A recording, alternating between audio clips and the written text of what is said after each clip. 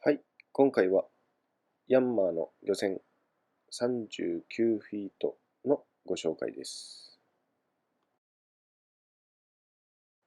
エンジンはヤマハ MD630KUH が搭載されております。オーバーホールしてからまだ20時間少々しか経っておりません。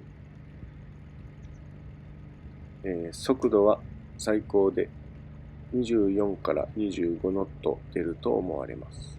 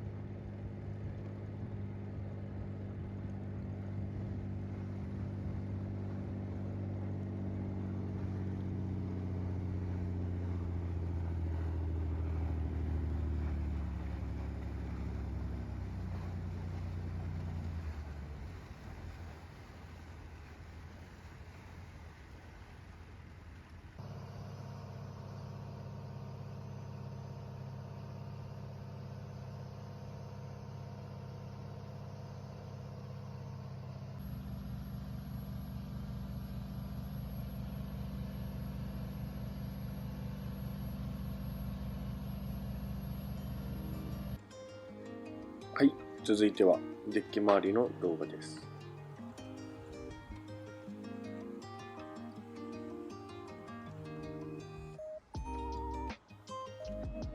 幅が 2.8 メートルあり、移動もしやすいため十分な作業スペースとなっております。